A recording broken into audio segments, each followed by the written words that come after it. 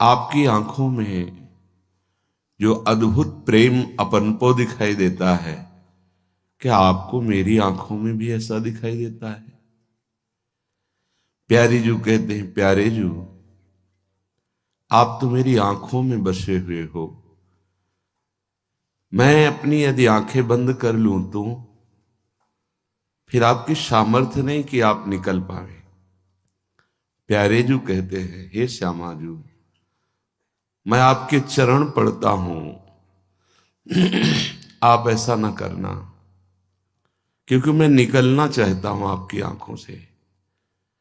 यदि आपकी आंखों में बस गया और बंद हो गया तो मैं आपका दर्शन कैसे कर पाऊंगा? मेरे को परम सुख केवल आपके मुख चंद्र का अवलोकन करने से होता है। इसलिए आप मुझे वो उपाय बताएं जिससे मैं निरंतर आपका दर्शन पाता रहूं। श्री जी को, श्यामाजू को जानना केवल वृंदावन रज की कृपा और रसिकों की कृपा से ही है। जो रसिक सहचरियां प्रकट हुई हैं वही, अन्यथा लोक में कोई स्वामिनी जी का परिचय जो है वो नहीं जानता। कुछ का कुछ उसकी समझ प्राकृतिक है तो चिदानंद प्रेम मूर्ति प्रियाजू को कैसे जान पाएगा? यत पादाम्बुरुहै किरेणु कणिकाम मूर्धना निधातुम नहीं प्रापुर ब्रह्म शिवादयो प्रधिकृतिम गोपेक भावाश्रया शापी प्रेम सुधा रसाम्बुधि निधि राधापि साधारणी। महाप्रभु कह रहे कि गोपी भाव धारण करने पर भी जिनकी चरण रज की आकांक्षा भगवान शिवादि बड़े बड़े महापुरुष करते हैं, पर कभी सेवाधिकार नहीं प्राप्त कर पाया, ऐसी स्वामिनी जी को लोक में किसी से भी मिलाना, बोले हे काल तुम्हें नमस्कार है, हमारी श्यामा जी को ये जान नहीं पाए। कोई भी उपासना हो, कोई भी उपासक हो, गोपी जनों से बढ़कर नहीं है। गोपीजन उपासना अपने उपास्य देव श्री कृष्ण के प्रेम की, और वो प्रेम स्वामिनी जी के चरणन कांति का प्रकाश जब गोपी जनों पे पड़ा तभी वो श्री कृष्ण को रिझा पाई। औरों की तो बात क्या है। स्वयं श्री कृष्ण जिनकी आराधना पांचों भाव से ही की जाती, शांत, दास्य, सख्य, वात्सल्य, कांता, वो श्री कृष्ण जिनकी आराधना करते हैं वो है राधा किशोरी। श्री स्वामी हरिदास जी महाराज प्यारी जी और प्यारे जी की इस बात का वर्णन करते हैं। प्यारी जू जैसे तेरी आँखिन में हो अपन पो देखत हो, ऐसे तुम देखती हो किधो नाही। अधिक प्रीति मन भा संदेहा, ये विचित्र प्रीति है हमारे बिहारी और बिहारिन जो की। ऐसी जी होत जो जी सो जी मिले तन सो तन समाई लेऊं, तो देखो कहा हो प्यारी। प्यारे जी कहते हैं यद्यपि हृदय से सदैव यही रहता है कि आपके श्रीअंग का स्पर्श प्राप्त होता रहे, पर फिर भय लगता है कि यदि हृदय से हृदय लगा रहेगा तो नेत्र विरही हो जाएंगे, आपके दर्शन नहीं होंगे। और जब नेत्र विरही आपके दर्शन करते हैं तो शरीर में विरह संचलित हो जाता है। इसीलिए आज तक प्यारी जी और प्यारे जी निरंतर एक ही आसन पर, सिंहासन पर विराजमान, पर परिचय नहीं हो पाया ऐसा महान प्रेम। दो वादिनांत विहार करें तो लाल प्रिया में भई न जिन्हारी, ये चरम सीमा का प्रेम। बिना रसिक महापुरुषों की कृपा के रजरानी का सेवन किए बिना कोई श्यामा जू के इस महाप्रेम को नहीं जान सकता। प्यारी जू जैसे तेरी आँखिन में हो अपन पो देखत हो, ऐसे तुम देखती हो कि धोना ही। प्यारी जू हो तो सो कहो प्यारे, आँख मूंद रहो तो लाल निकसी कहाँ जाही। हरिवंश महाप्रभु मुको तो भावती ठोर, प्यारे के नैनन में प्यारो भयो चाहे, मेरे नैनन के तारे। मेरे तन मन प्राण हूं ते प्रीतम प्रिय, अपने कोटिक प्राण प्रीतम मोशो हारे। प्यारी जू प्यारे जू की सखियां कृपा करें तो प्यारी जू के चरणों में ममता हो जाए, अपनापन हो जाए। अपनापन की एक ठसक होती है। मेरी महारानी श्री राधा रानी, बस उसे कोई परवाह नहीं होती किसी भी तरह की लोक कल्याण, जगत मंगल, मोक्ष, पदवी, ऐश्वर्य, वैभव, सिद्धियां, परम पद, इसकी कोई परवाह नहीं होती। प्रेमी वही है जो कोई परवाह नहीं करता। जिसे चिंता है वो प्रेमी नहीं है।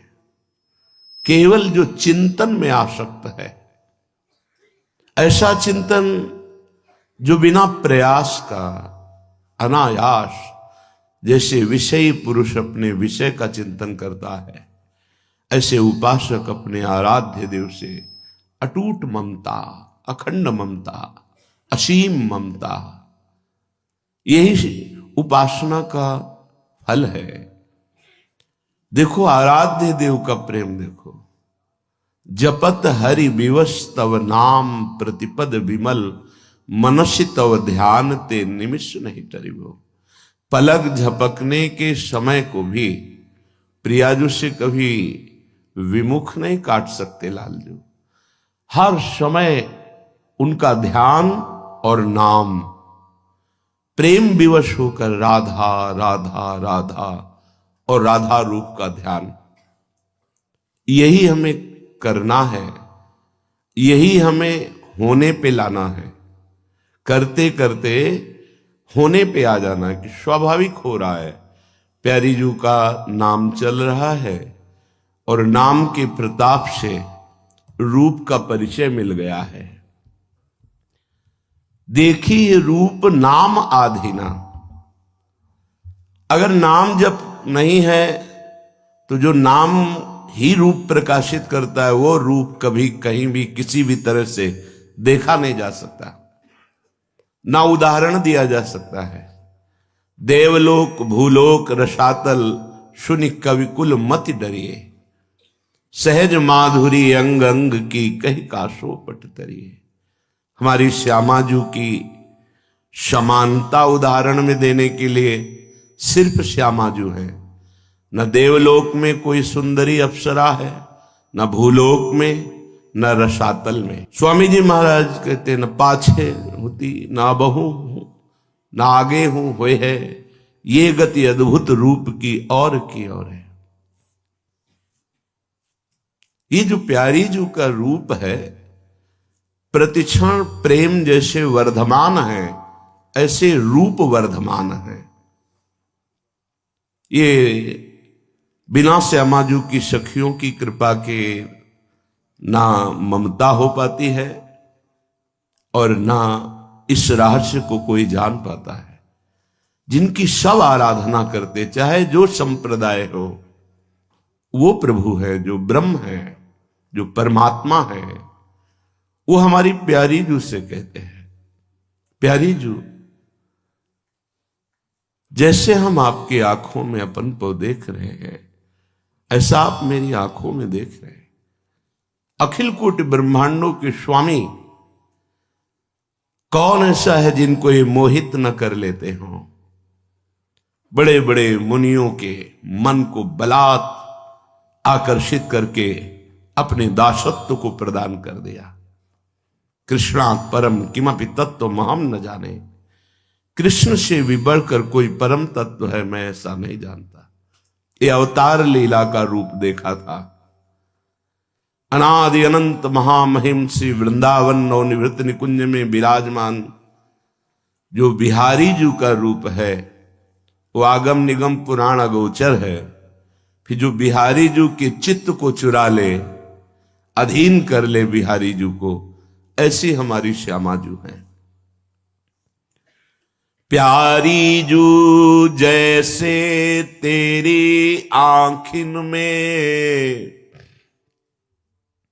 हो अपन पौ देखत हो, ऐसे तुम देखती हो किधो नाही, हो तो सो कहो प्यारे, आँखि मूंद रहो तो लाल निकसी कहाँ जाए, मोह को निकसिबे को ठोर बताओ, साची कहो बलि जाऊं लागो पाही।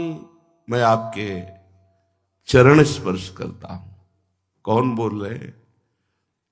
अखिल कोटि ब्रह्मांडों के स्वामी। कैसे कोई जानेगा राधा किशोरी को?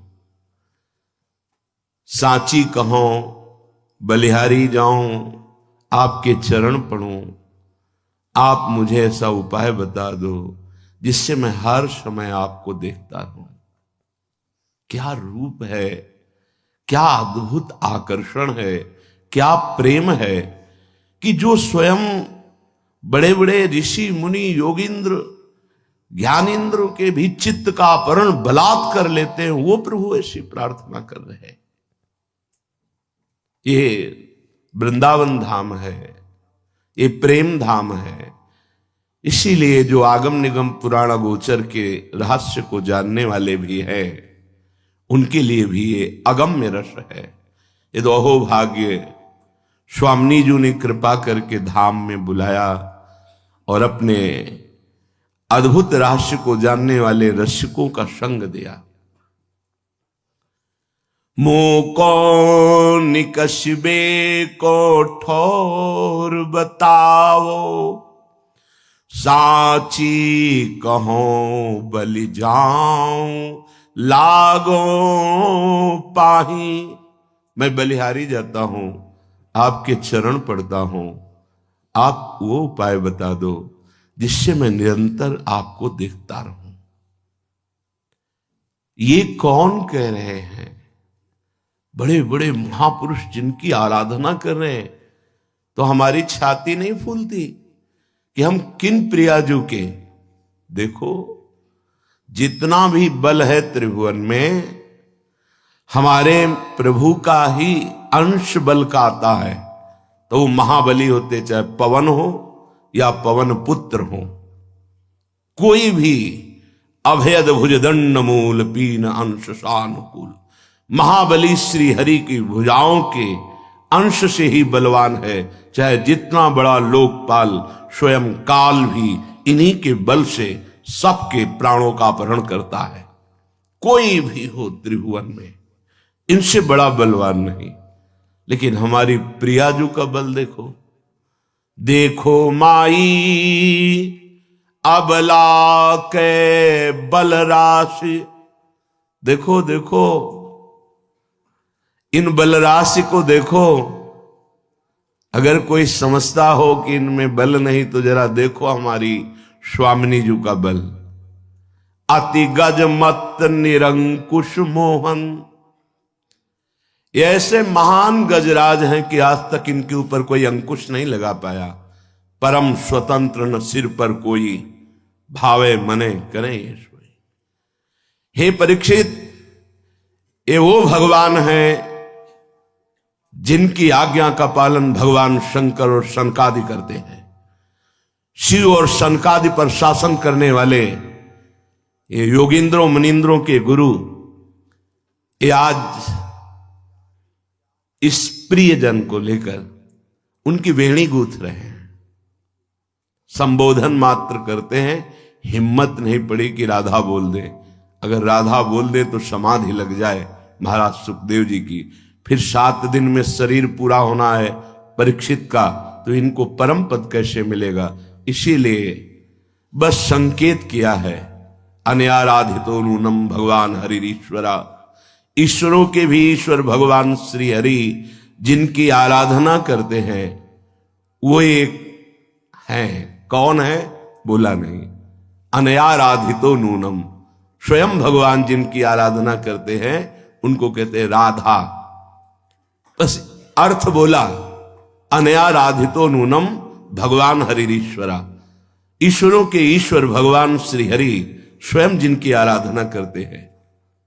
हरि कह रहे हैं, साची कहो बलि जाऊं, आपके चरणों में मस्तक रखता हूं, बस हमको वो उपाय बता दो जिससे मैं हर समय देखता।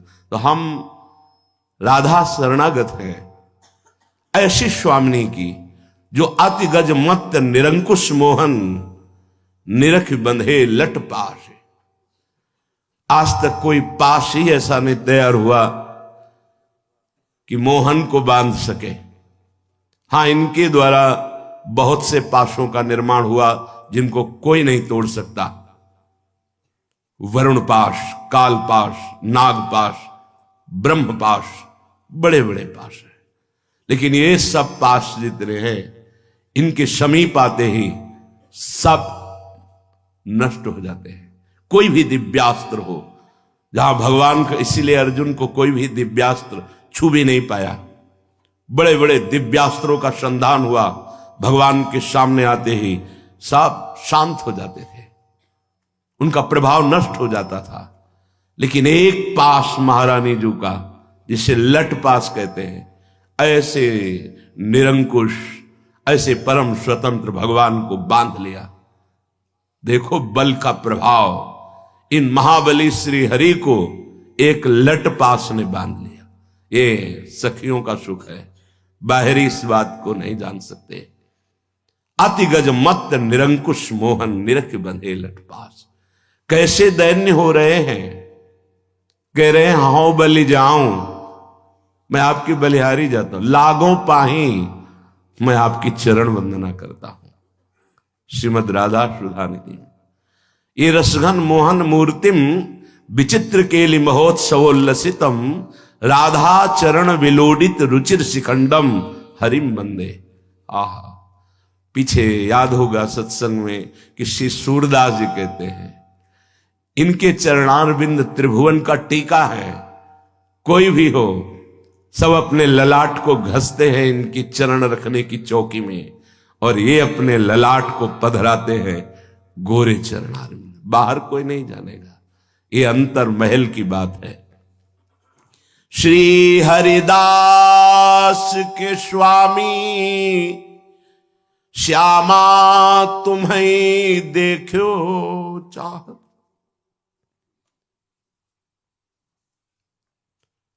और सुख लागत काही।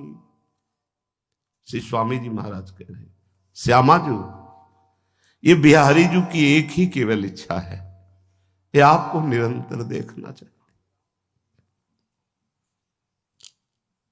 कौन सा सौभाग्य अपने लोगों को प्राप्त हुआ है, जिनका चरण धोवन भगवान महादेव जी हर समय सर पे धारण करते, गंगा जी, जिनकी चरण कांति का चिंतन कर कर बड़े योगी परमात्म स्वरूप हो जाते हैं। भक्त जन जिनके चरणों का आश्रय लेकर दुरंत माया पर विजय प्राप्त करके परमानंद में मगन हो जाते हैं, वो प्रभु हैं। कैसा सौभाग्य जिनको महारानी जी के चरणों का आश्रय मिल गया। स्वामी जी महाराज ललिता जी के अवतार हैं। ये कह रहे हैं कि हे श्यामा जी देखो, तो ये बिहारी जी की केवल एक ही इच्छा है, वो आपको भर नेत्र देखना चाहते हैं। क्या देखा नहीं क्या? बोले नहीं, ऐसा ही प्रेममय रूप है कि देखते हुए भी देखने की प्यास बढ़ रही है। अरबरात मिलवे को निश दिन, मिले ही रहत मनो कबहु मिले ना। ये हमारी प्यारी जू का सिर्फ ये रूप प्यारी जू का रूप है। श्री हरिदास के स्वामी श्यामा, तुम्हें देखो चाहत और सुख लागत काही। एक सुख की केवल आशा है, आपको देखने की। ये आंतरिक उपाय है भगवत प्राप्ति का, जिसके मुख में राधा राधा राधा, श्यामा श्यामा श्यामा, लाडली लाडली लाडली, लाल जो उसके अधीन हो जाते हैं। जब लालजू रीझ गए तो कल्याण मोक्ष प्रेम सब सुलभ हो गया। बड़े भाग्यशाली हैं जो हरि नाम जप करते हैं, कृष्ण नाम राम नाम। उनको जो कृपा प्राप्त होती तब ये प्रेम रस का अनुभव होता है। और प्रेम रस समुद्र का सार रूप हमारी प्रिया जो है। इसीलिए साची कहो बलि जाऊं लागो पाही, बस चित्त का समाधान कर लीजिए। अब ये जीवन प्रियालाल को है, प्रियाजू को है। नवल किशोर उपासना, जुगल मंत्र को जाप, जुगल मंत्र को जाप। श्रीधाम वृंदावन में जुगल प्रीति स्वाभाविक हो जाएगी, आप मान लीजिए। ये धाम की अद्भुत महिमा है। वेद रसकन को बानी, अपने चित्त को सर्वत्र से हटा करके रस वाणियों के गायन में लगा दो, कुछ समझ में आवे या ना आवे। ये जो रोज एक पद गा रहे इसे केलिमाल जू कहते हैं। ये ललिता जू के द्वारा रचित श्री स्वामी हरदास जी महाराज के रूप में जो है ये महारस है। हित सजनी जू वंशी अवतार महाप्रभु हरिवंश चंद्र जू, ये श्रीमद चतुरासी जी स्फुटवाणी यमुनाष्टक श्रीमद राधा सुधा निधि, 2 पत्र, ये रचनाएं पाई गई। महान रस में डूबे हुए अद्भुत रसिक, अद्वितीय निष्ठा प्यारी जू के चरणों में श्री ध्रुवदास जी महाराज, श्री नागरीदास जी महाराज, श्री हरिराम व्यास जी महाराज, इन महापुरुषों की वाणियों का यदि आप गायन कर रहे हो, भले कुछ समझ में ना आवे, पर आपको प्यारी जू की निश्चित प्राप्ति हो जाएगी। हमारी प्रार्थना है, आपके ऊपर हमारी प्रियाजू ने कृपा किया है, आप भी हमारी बोल सकते हैं। जैसे कहा जाए प्रियाजू सबकी है, हमारे बर्दाश्त नहीं होगा, वो हमारी प्रियाजू है। आप बोलो अपनी प्रियाजू। हमारी प्रियाजू सिर्फ हमारे हृदय मंदिर की प्रियाजू है, इसमें कोई बंटवारा नहीं है। ये हमारे हृदय की प्रियाजू सार्वजनिक नहीं है, हमारे ऐसे आपके हृदय की, आपके हृदय की, आपके हृदय की, उसमें कि प्रियाजू तो सबकी है, ये तुम्हारी मति होगी। नहीं, प्रियाजू केवल मेरी। ये जब किसी ने पूज्य पादुड़िया बाबा से कहा कि कहते हैं कृष्ण हमारे हैं, बाबा क्या है सही है? तो उनका बहुत सही है। भक्त वही है जो अपने प्रभु में बंटवारा नहीं देखता, बर्दाश्त नहीं है, केवल मेरे प्रभु। ऐसे हर भक्त के हृदय से आना चाहिए, केवल मेरे प्रभु, केवल मेरे प्रभु। हाँ, आपके प्रभु हैं, उनका भी कृष्ण नाम है, लेकिन जो मेरे हृदय में खेलते हैं वो तो एक क्षण के लिए कभी अलग नहीं होते, तो आपके कैसे हो सकते हैं? वो तो सिर्फ मेरे हैं, मेरे पास आठों पहर रहते हैं। ये यहां ज्ञान विज्ञान काम नहीं करता। प्रेम में सब विस्मरण हो जाता है, केवल इतना रहता है, मेरे मेरे मेरी प्रियाजू, मेरे प्राण प्रीतम लालजू महाराज। उपासना, उपास्य देव के समीप रहना, उपासना का अर्थ ही है हर समय अपने उपास्य देव के समीप रहना। उपास्य देव की समीपता, उपास्य देव की लीला स्थली का सेवन, बंधन, चिंतन इससे होती, पक्का समझ लेना। बिना उपास्य देव की लीला स्थली का सेवन किए, चिंतन के, आराधन के, आराध्य देव में वो प्रीति नहीं होती जो होनी चाहिए। इसलिए जो जहां की उपासना में आसक्त है वो उपास्य देव की लीला स्थलियों का दर्शन, सेवन, चिंतन अति आसक्त हो जाए। यहां मेरी प्रियाजू ने ये लीला की, यहां लालजू ने ये लीला की। ये जो आप ब्रजभूमि में आए, ये एक एक कण महाप्रेम में है। श्रीपाद प्रबोधानंद जी महाराज कह रहे हैं, किसी भी दिशा से वृंदावन को तुमने नमस्कार करना शुरू कर दिया, ये अक्षरशः सत्य मानना। कल चर्चा हुई थी कि श्लोक में, अब नवीन आगे के श्लोक में भी इसे कह रहे हैं। नमन मौलि वृंदा विपिन दिशि सर्वोन्नत तमो मनाक प्रीतो वृंदावन भुवि समस्तः प्रियतमः ददत किंचित वृंदावन तनुभृते सर्व भगवद विभूतेर्भागी सो भवति जगताम तद्भृति परः। जो कई बार वृंदावन की दिशा की तरफ मुख करके प्रणाम करता है, बार बार, वो एक दिन ऐसी पदवी को प्राप्त होता है कि सर्वलोक उसको नमस्कार करते हैं। लौकिक उन्नति और पारलौकिक उन्नति दोनों की प्राप्ति के लिए श्री वृंदावन को प्रणाम करना, श्रीपाद कह रहे, बहुत बड़ा साधन है। आप जहां हो वृंदावन की दिशा की तरफ मुड़कर बार बार प्रणाम करो। कल था कि एक बार जो प्रणाम करेगा वो जगत बंधनी हो जाएगा। आज कह रहे हैं चाहे जिस दिशा में हो, बस वृंदावन की दिशा की तरफ मुख करो और बार बार प्रणाम करो। वृंदावन कृपा करेगा तो सर्वोन्नतमो, उत्तम से भी उत्तम आपकी उन्नति कर देगा। सच्ची मानिए, सबको यही आश्चर्य होता है कि ऐसा कैसे हो सकता है, पर जो नहीं हो सकता है वो भी हो सकता है, जो हो सकता है वो तो हो ही सकता है, जो बिल्कुल नहीं हो सकता वो भी हो सकता है। ऐसा होता है कृपा का स्वरूप। वृंदावन को प्रणाम करने का मतलब समस्त रसिकों को प्रणाम करना, बड़े बड़े परमहंस जो यहाँ खगमृग पशु पंछी के रूप में, उनको प्रणाम करना, और प्रिया प्रीतम को प्रणाम करना, यमुना जी को प्रणाम करना, रजरानी को प्रणाम करना, यहाँ की समस्त भगवत स्वरूपों को प्रणाम करना। वृंदावन को प्रणाम कर रहे हैं, इतना सुकृत आपको एक साथ मिल रहा है। इतने महाभागवत, इतने भगवत स्वरूप, इतनी महिमामय भूमि और प्रिया प्रीतम सबको प्रणाम पहुंच रहा है।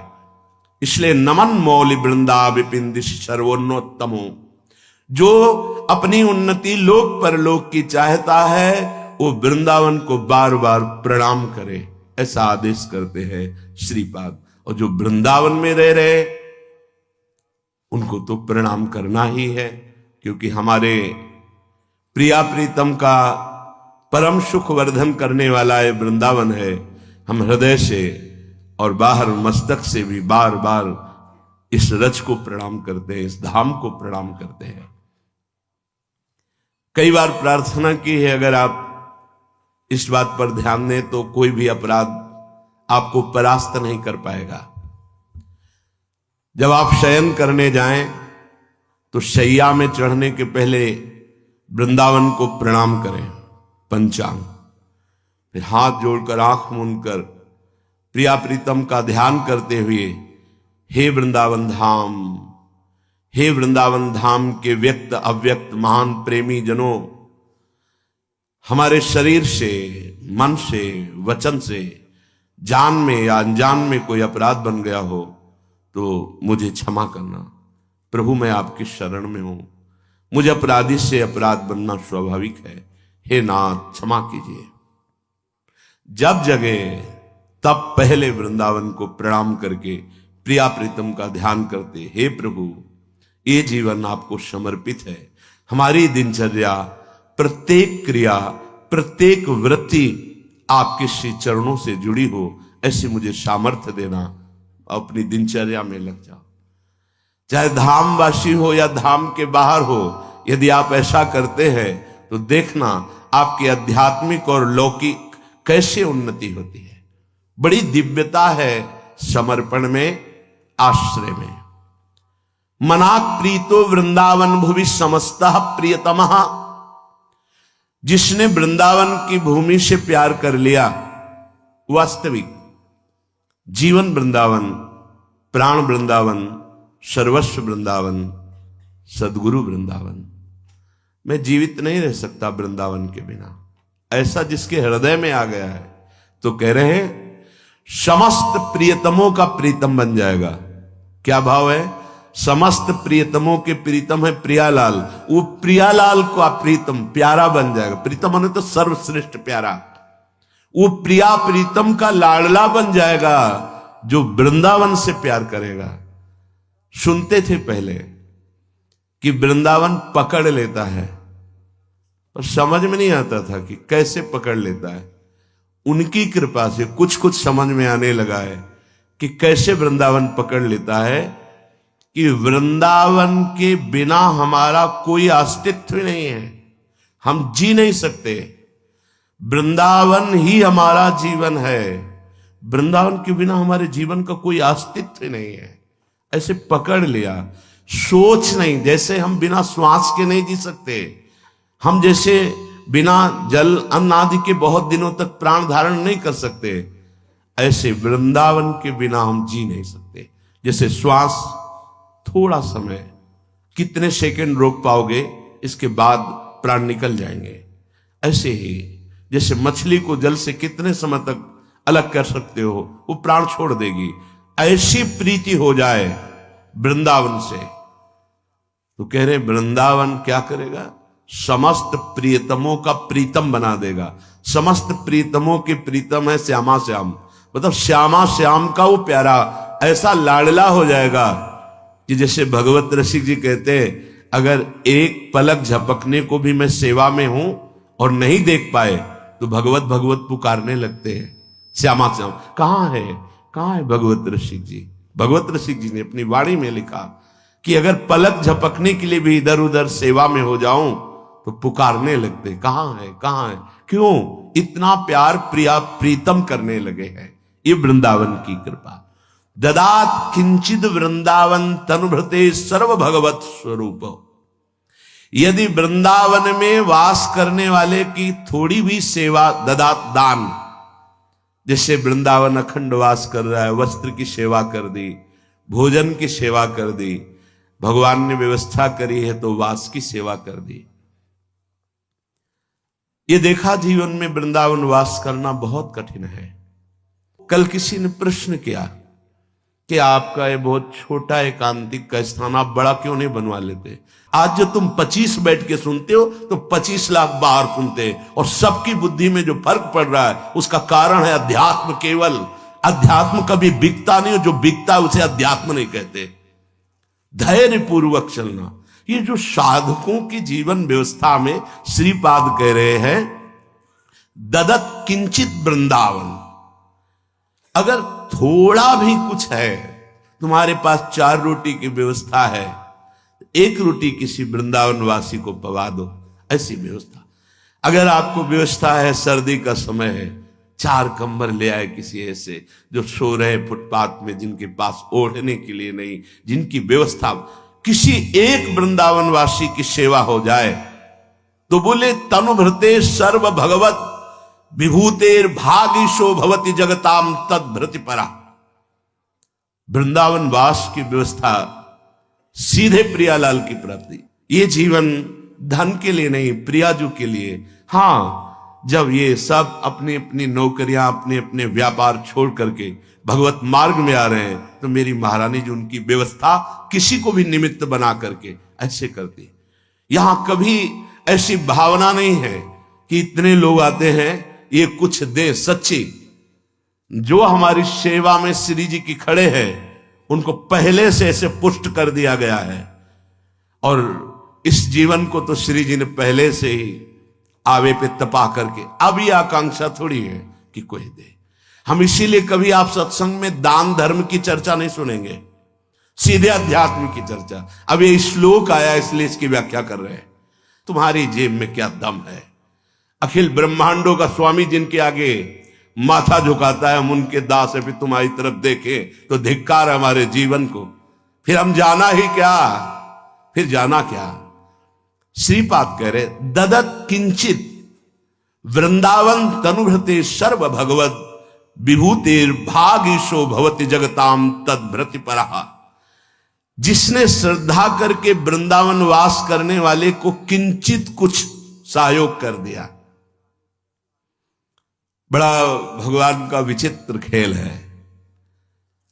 जब उनको जैसी व्यवस्था करनी होती, देखा है, अन मांगे आगे आवेगो, जीव पल लागे पल को। विश्वास कर ले सब। आप क्या समझते, वृंदावन वास कठिन मोरे माई, चिल्ला चिल्ला के रोना पड़ा कि नहीं मेरा कोई नहीं, अगर आप नहीं रखेंगे तो मैं नहीं रह पाऊंगा वृंदावन। फिर जब नजर हुई उनकी तो आप देख ही रहे हैं। ये हम इसलिए बता रहे हैं कि वृंदावन वासी की अगर इतनी भी सेवा हो गई तो कह रहे हैं कि भगवान की समस्त विभूतियां उसको वरण कर लेंगी। और पक्का देखा है हमने। ददत किंचित वृंदावन, किंचन मात्र तनुभृते, जिसने अपना जीवन वृंदावन को दे दिया, ऐसे उपासकों की किंचन मात्र सेवा बन जाए तो भगवान की समस्त विभूतियां उसका वर्ण कर लेती। क्या वर्ण कर लेती? वो भगवत प्राप्त हो जाता है। बहुत बहुत दुर्लभ बात, भगवत प्राप्त हो जाता है। ये भगवत प्राप्ति क्यों हुई बिना साधना के उसको? क्योंकि जो साधन कर रहे हैं वृंदावन में प्रिया प्रीतम की प्राप्ति के लिए, तो मोरे मन प्रभु अस्य विश्वासा, राम ते अधिक राम कर दासा।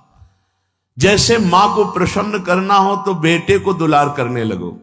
कोई मां है अपने बच्चे को ले उसको टाफी दुलार, तो उसकी करुणा वात्सल्यमयी वृत्ति तत्काल, नहीं भाई साहब आप क्यों ऐसा कर रहे हैं, नहीं बहुत प्यारा बच्चा, वो आपकी तरफ करुणा दृष्टि से देखेगी। भगवान के लाडले हैं ये साधक जन, इनकी छोटी मोटी वृत्तियों को मत देखना। जिन्होंने अपना जीवन समर्पित कर दिया है, तो मेरे प्रभु उनको ऐसे देखते हैं जैसे किसी का इकलौता प्यारा लाडला अधिकारी संपूर्ण वैभव का, ऐसे अपने भक्तों को देखते हैं। जो अपराध भक्त कर करे, राम रोष पावक सो जरे। बिल्कुल सत्य मानना, अगर उनके लाडलों को जरा भी आपने दुलार कर दिया तो हरि की सीधे करुणा दृष्टि होती है, जो बड़ी बड़ी साधनाओं से दृष्टि नहीं प्राप्त की जा सकती, वो भगवत प्रेमी महात्माओं की सेवा से दृष्टि प्राप्त होती। गजेंद्र भगवान का भक्त है, उसका उद्धार बाद में हुआ, पहले ग्राह परम पद को पहुंचा, क्योंकि भले वैर भाव से सही उसने चरण पकड़ा था भक्तराज गजेंद्र का। तो पहले सुदर्शन पार्षद ने उनका स्पर्श करके ग्राह को पहले परम पद भेजा, फिर बाद में बचाया गजराज को। जो भक्त का चरण आश्रय लिए हुए भगवान की करुणा दृष्टि सबसे पहले उसमें जाती। इसीलिए हर वैष्णव संप्रदाय में दास दासोहम की महिमा है। जो भगवान के भक्तों के चरणों की दासता स्वीकार कर ली, वो कैसा भी हो भगवान उसे परम पद देते। अपने भक्तों से भी ज्यादा प्यार अपने भक्तों की भक्ति करने वाले से प्रभु करते। इसीलिए यहां कहा ददत किंचित वृंदावन तनुभृते, जो वृंदावन को अपना शरीर दे चुके हैं, अर्थात अखंड वृंदावनवासी प्रिया प्रीतम के उपासी, ददत किंचित थोड़ा भी, ददत किंचित वृंदावन तनु हृदय। अगर थोड़ी भी सेवा की भावना की तो स्वयं भगवान के मार्ग के पथिक बन गए। आप सरिस चाहे सबकी ना, ये इतना कृपालु वृंदावन है।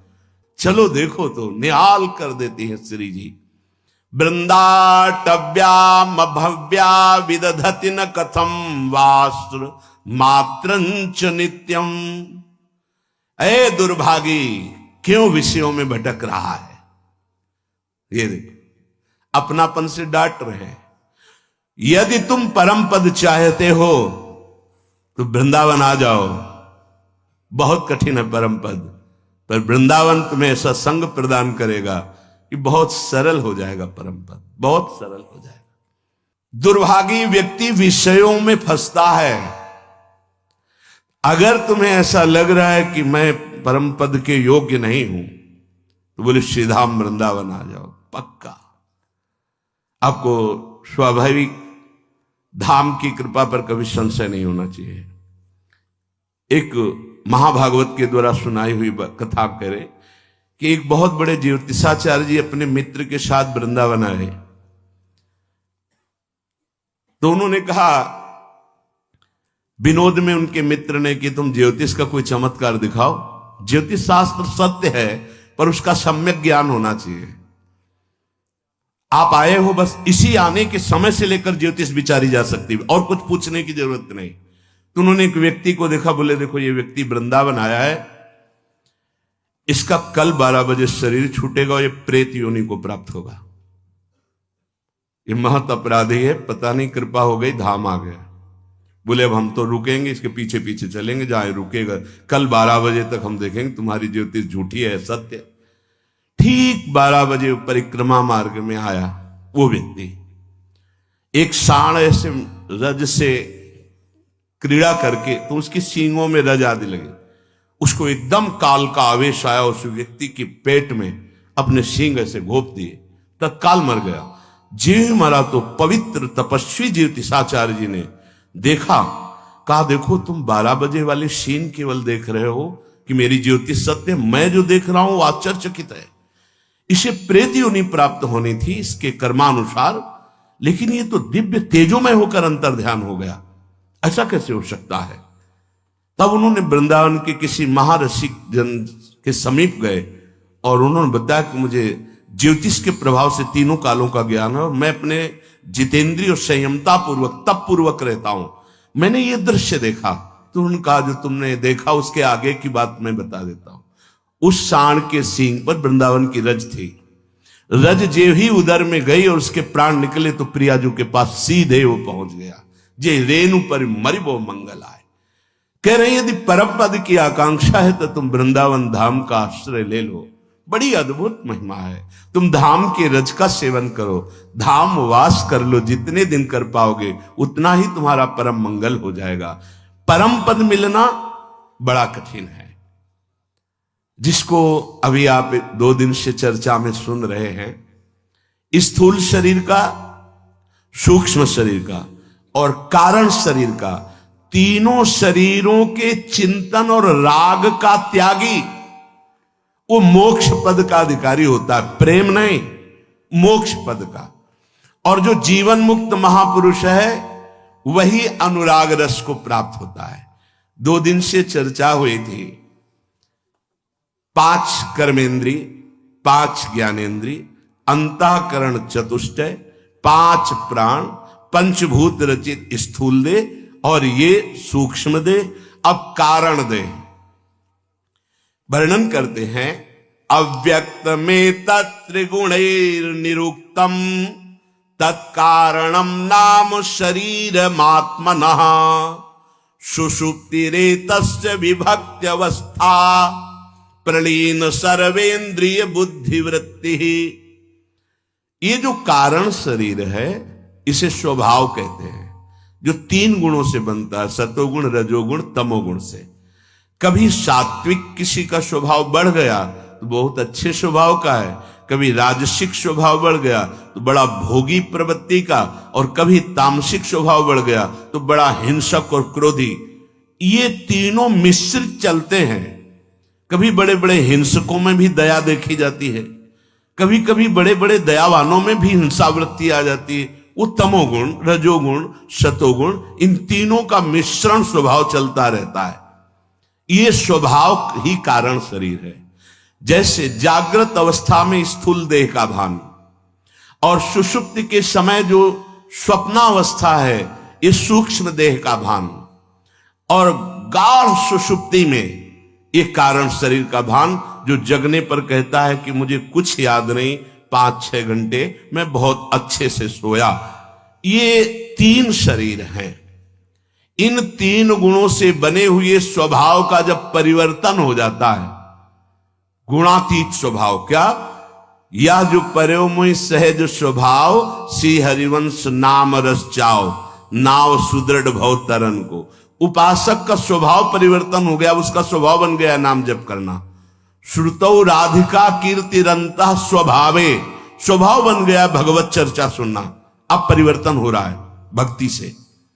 स्थूल शरीर की सारी क्रियाएं भागवतिक, सूक्ष्म शरीर का सारा चिंतन प्रभु का, और स्वभाव बन गया है प्रभु के नाम का जप करना, गुणों का श्रवण करना। और ज्ञान में तीनों शरीरों का त्याग, इनकी क्रियाओं का, इनकी वृत्तियों का, इनके चिंतन का दृष्टा भाव से, ये मैं नहीं हूं। जब कोई उपासक मन और अहंकार इनको ठीक कर लेता है, तब वो जान पाता है कि मैं आत्मस्वरूप हूं। मन ही बंधन और मोक्ष का कारण बताया गया है। यदि आपका मन देह भाव से विषयों में विचरण करता है तो आप चाहे भगत हो, चाहे ज्ञानी हो, चाहे योगी हो, चाहे कर्मयोगी हो, कुछ नहीं है। सीधी बात समझो। मन जब अहम से, देह भाव से भोगों में विचरण करता है तो आत्मस्वरूप अकर्ता होकर के भी बंधन को प्राप्त हो रहा है, क्योंकि वो अपने को भूलकर अंतःकरण के अहम धर्म से युक्त हो गया है। ज्ञान स्वरूप ऐसी प्रबल माया कि इसमें तदात्म हो गया है। तो अब सारी उपासना का कार्य बनता है इस मन को ठीक कर लेना।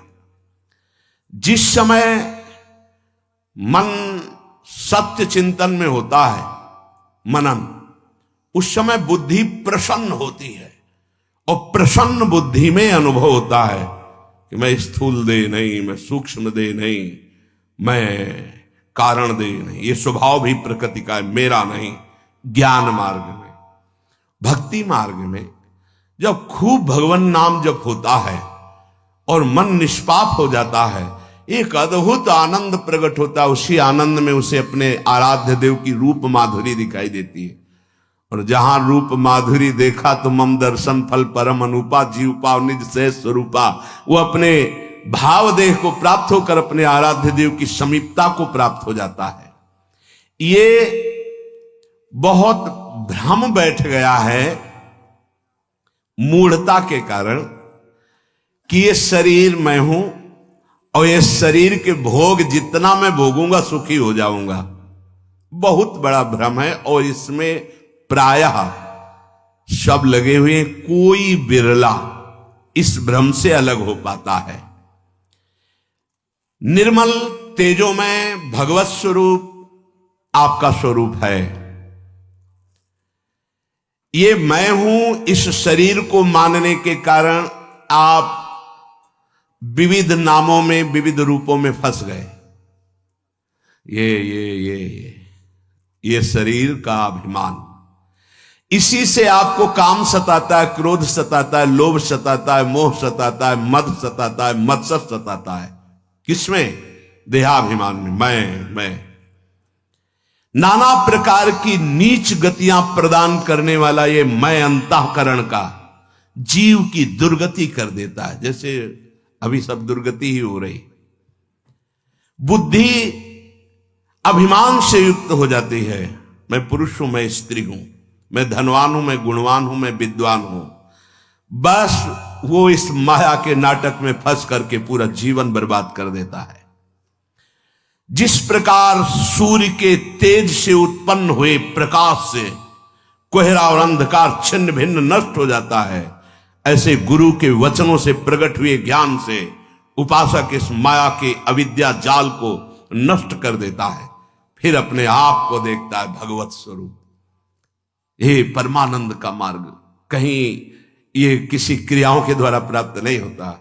ये गुरु वचन से सुन करके विचार पूर्वक बस मानी हुई मान्यता को त्यागना है।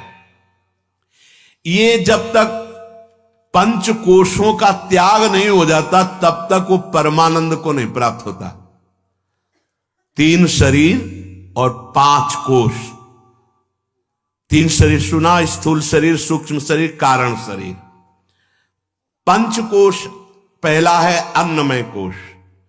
देहोयमन्न भवनोन्नमयस्तु कोश चान्येन जीवित विनश्यत् तद्विहीनः त्वक्चर्म मांस रुधिरास्त पुरीश राशिर्नायं स्वयं भवितु मर्हति नित्य शुद्धः। जिससे अन्न का पोषण होता है उसे अन्नमय कोश कहते हैं, वो है ये शरीर। ये अन्न का तात्पर्य होता है जिसके द्वारा हमारे शरीर का पोषण होता है। जल के द्वारा होता है, अन्न के द्वारा होता है, वायु के द्वारा होता है, आदि आदि।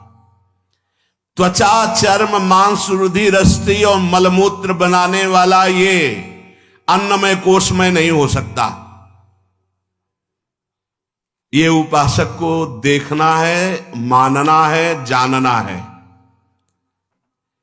ये जन्म के पहले शरीर नहीं था, ये मृत्यु के बाद शरीर नहीं रहेगा, तो ये बीच में भी नहीं है। जैसे ये स्वप्न के समय नहीं था, दूसरे शरीर में आप विचरण कर रहे थे स्वप्न के समय, स्वाप्निक शरीर में। स्थूल शरीर तो सैया में पड़ा था, बिल्कुल ध्यान नहीं था। जगने के बाद स्वप्न का शरीर नहीं था, वो झूठा हुआ, तो दोनों झूठे हो गए। बिल्कुल स्वाप्निक शरीर की तरह ये स्थूल शरीर भी मैं नहीं हूं, क्योंकि जन्म के पहले नहीं था और मरने के बाद ही नहीं रहेगा, बीच में केवल भास रहा है। ये शुद्ध बात है अगर समझ में आ जाए तो। लेकिन यहां तो हम साधु संग भी करते हैं जंतुर बंधवाने के लिए, बड़े बड़े विचित्र लीला हैं, समझना पड़ेगा। सतमार्ग क्या है और पाखंड क्या है, खुली बात है। सतमार्ग क्या है? साधु का मतलब है 5 कोशों का बाध करने वाला, तीनों शरीरों के राग का त्यागी। बड़े विचित्र कैसे भगवान सतमार्ग देते हैं। धन्य भाग है जिनको जो सतमार्ग में चल रहे। बहुत विचित्र विचित्र लीलाएं हैं, बहुत विचित्र, अति विचित्र भगवंत गति। इसलिए थोड़ा तो सत्संगी जन बुद्धिमानी करो। इन शरीरों के राग के त्याग का नाम भगवदानंद है। कोई भी सृष्टि में ऐसा नहीं है कि जो अधर्माचरण करे और उसको सुखी कर दिया जाए। जो धर्माचरण करे उसको परिणाम में दुख हो, ऐसा कभी नहीं हो सकता। और जो धर्म अधर्म दोनों से ऊपर उठकर भागवत धर्म या प्रेम धर्म में है, वो भगवत साक्षात्कार करता है। कलयुग है, बहुत ही नाटक नौटंकी जो है, धर्म विरुद्ध आचरण, एकदम शास्त्र विरुद्ध आचरण, एकदम शास्त्र विरुद्ध। तस्मात् शास्त्रम प्रमाणम ते कार्या कार्यो व्यवस्थित हो, ऐसे भी बोला जा सकता है, लेकिन ये रखे इसीलिए है तस्मात् शास्त्रम प्रमाणम ते। रोड बना उसके इधर उधर भटकना नहीं, सीधे मार्ग में चलो। तुम्हारी क्रिया शास्त्र प्रमाणित होनी चाहिए। ऐसा शास्त्र में लिखा है, ऐसा आयुर्वेद में लिखा है। अगर नहीं लिखा है तो पाखंड कोरा क्यों? पर बुद्धि का यह सारा खेल है। देह और उसके धर्म और उसके कर्म और उसकी अवस्थाएं, ये मैं कभी नहीं हो सकता। देह और देह के धर्म और देह के कर्म और देह की अवस्थाएं जो परिवर्तनशील है, वो मैं कभी नहीं हो सकता, क्योंकि मैं एक रस सच्चिदानंद हूं। सच्ची बात। ये हड्डियों का मांस का लिथड़ा कभी सच्चिदानंद नहीं हो सकता। ये मल और मूत्र बनाने वाला कुत्सित देह कभी सच्चिदानंद नहीं हो सकता। ये मरने और जन्मने वाला शरीर कभी सच्चिदानंद नहीं हो सकता। और मैं सच्चिदानंद हूं। अंश कहने का मतलब पूर्ण का अंश पूर्ण होता है। बैठ के जरा थोड़ी देर विचार करो, कौन सा जंतुर मंतुर ऐसा है जो तुम्हें दुख से निवृत्त कर सके, जब तक तुम्हारा देहाभिमान नहीं हटेगा। और देहाभिमान जंतुर से नहीं हटता, ये गुरुजनों के पास बैठकर के सतवाक्यों के श्रवण से होता है। एकांत में बैठकर महावाक्यार्थस्य विचार्यताम, बिल्कुल ये मार्ग है, इधर चला जा रहा है। कैसा कैसा मतलब, त्वच मांस मेद अस्थि मल इसमें भरा हुआ है और कुछ नहीं है। इससे राग हटाना सबसे बड़ी बात है, इसका राग हटाना। विचारशील साधक कभी शरीर को अपना न माने। ये मैं पुरुष हूं, मैं स्त्री हूं, यही बंधन है तुम्हारा। न तुम स्त्री हो, न तुम पुरुष हो, तुम सच्चिदानंद हो। जागो, अपने स्वरूप में जागो। बहुत सो लिए, ये अगर आप जग गए तो आप हजारों सोने वाले को जगा देंगे। नहीं, वही लाइन में खड़े हैं। काहे के लिए इतने हिये बन करके साधारण पार्थिव वस्तुओं से दुख मिटाना चाहते हैं, साधारण माइक वस्तुओं से सुख भोगना चाहते हैं। कितने दैन्य हो गए हो, कितने हीन हो गए हो। तुम लालसा करते हो कोई आशीर्वाद दे दे, हम सुखी हो जाए। तो खुद सुख समुद्र का स्वरूप है। तुझे किसी आशीर्वाद की जरूरत नहीं, केवल जागने की जरूरत है। और वो जगाते हैं शास्त्र और संत। जाग जा, मोह निद्रा में बहुत तेरी दुर्गति हो गई, अब किसी के आगे गिड़गिड़ाने की जरूरत नहीं। अगर तू सत्य का बोध रखने वाला है तो कोई दंभ और पाखंड तुझे फंसा नहीं सकता। अगर सत्य को नहीं जाना तो कुछ हाथ नहीं लगना है, चाहे बाजार के सारे जंतुर तुम माला बना के पहन ले। पक्की बात, पक्की बात। तुम सत्य मार्ग के पथिक बनो, किसी के आशीर्वाद की जरूरत नहीं, तुम आशीर्वाद देने वाले बन जाओगे। सतरति सतरति सा लोकांतार्यति। ऐ मूर्ख, ये जगत गुरु बोल रहे हैं, ऐ मूर्ख, इस त्वचा मांस मेद अस्थि मल और मूत्र में ये आत्मबुद्धि छोड़ दे, तेरा मंगल हो जाएगा। ये आत्मबुद्धि मैं तो जिसकी कल्पना भी नहीं की जा सकती वो ब्रह्म है, तो आत्म स्वरूप है, तो भगवान का निज स्वरूप है। ये परम सत्य बात है। इसमें यह नहीं कि ज्ञान का मार्ग है, भक्ति, दोनों में एक ही आता है। मम दर्शन फल परम अनुपात जीव पावन सहज स्वरूपा। जहां ब्रह्म लिखा है वहां किशोरी लिखा। किशोरी आत्मानम किमि सुकुमारी नुकले, अपने को किशोरी रूप में देखकर किशोरी की सेवा में समर्पित होता है। चाहे जितना शास्त्रीय विद्वान हो, जब तक देह को मैं मानता है, इंद्रियों के भोगों में सुख मानता है, तब तक वो घोर अज्ञानी है। चाहे शास्त्रों का पारदर्शी विद्वान क्यों ना हो, चारों वेद कंठस्थ क्यों ना हो, वो कभी माया से मुक्त नहीं हो सकता। जब तक देह को मैं मानता है, इंद्रियों से भोग भोगता है। छाया और प्रतिबिंब और स्वप्न कभी मैं नहीं हो सकता। ऐसे जागृत अवस्था का ये शरीर कभी मैं नहीं हो सकता। ये देहात्म बुद्धि, ये असत बुद्धि अनंत जन्मों से मेरा पीछा पकड़ रही है। आज प्रयत्न पूर्वक मैं गुरुदेव के वचनों का मनन करके अब पुनर्जन्म की शंका नहीं रहने दूंगा। ये है बात। गुरुदेव के वचनों का मनन करके मैं अब पुनर्जन्म की शंका नहीं रहने दूंगा। बहुत जन्म हो गए भटकाते हुए इस शरीर के राग में, अब ऐसा नहीं होगा। तो ये अन्नमय कोश, ये स्थूल देह, प्राणमय कोश, देखो पांचों कोशों का बाध करने वाला जीवन मुक्त होता है। जीवन मुक्त ही प्रेमी होता है, बात समझ लेना। कर्मेन्द्रिय पंचभिरंचितोयम प्राणो भवेत् प्राणमयस्तु कोशः एनात्मवानन्नमयोन्न पूर्णः प्रवर्तते सौ सकल क्रियासु। प्राणमय कोश, पहला अन्नमय, दूसरा प्राणमय। ये जो कर्मेंद्रियों में कर्म करने की शक्ति होती है, प्राण से होती है। ये प्राणमय कोश कहलाता है। प्राणमय कोश अन्नमय कोश से तृप्त होकर कर्मों में प्रवृत्ति पैदा करता है। प्राणमय कोश कभी मैं नहीं हो सकता, क्योंकि ये वायु का विकार मात्र है। वायु के समान ये भीतर आने जाने वाला जो वायु है, यही प्राणों का पोषण करता है।